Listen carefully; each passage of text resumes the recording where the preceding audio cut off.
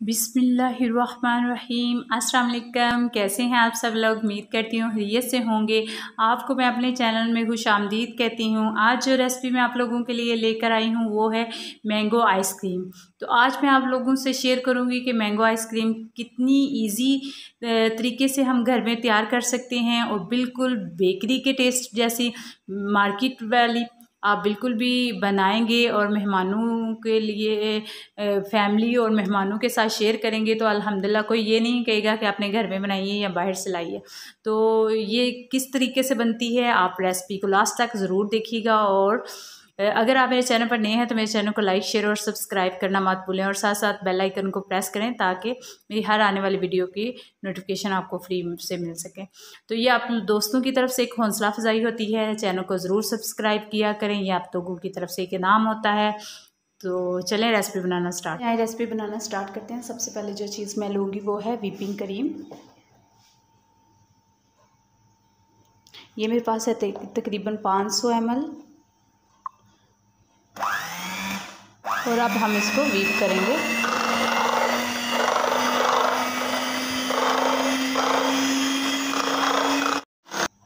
ये देखिए अब ये व्हिप हो गई है और अब हम इसमें जो चीज़ डालेंगे कंडेंस्ड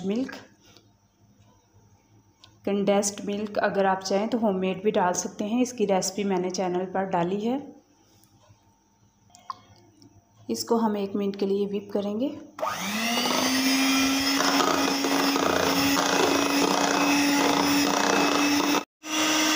अब जो मैं चीज़ इसमें डालूँगी खुशबू के लिए वो है वनीला एसेंस 1 टेबलस्पून।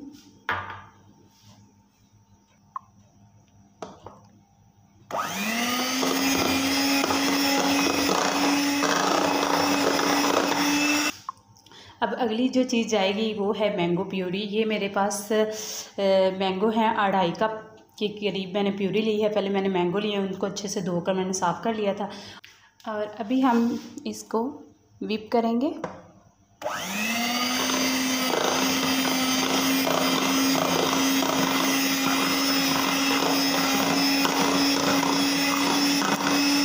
इधर मेरे पास है 1/4 कप मिल्क और उसमें मैंने डाल लिया है येलो फूड कलर ताकि हमारे आइसक्रीम का कलर ज़रा अच्छा सा आ जाए।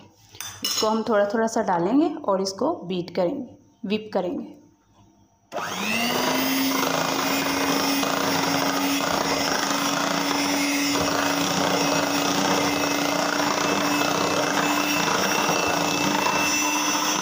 आइसक्रीम में कलर अच्छा लगता है इसलिए ये हमारी अच्छे से व्हिप हो गई है और अब हम इसको एक एयर टाइट बॉक्स में डाल लें।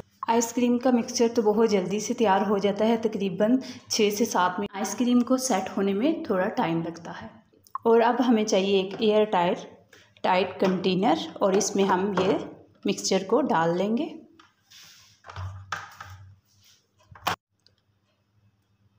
ये देखें कितना ज़बरदस्त सा ये हमारा तैयार हुआ है।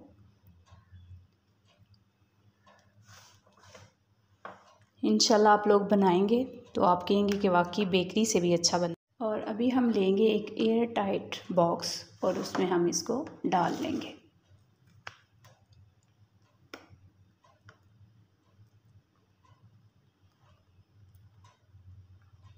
और अब हम इस पे थोड़ी सी गार्निश करेंगे। गार्निश मैं करूँगी थोड़े से बादामों से।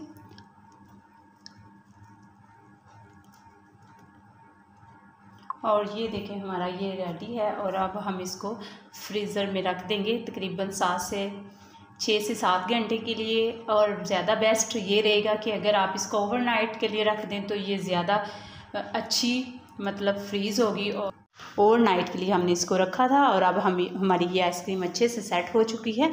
और अब हम इसके स्कूप निकाल लेते हैं। ये देखिए मैं आपको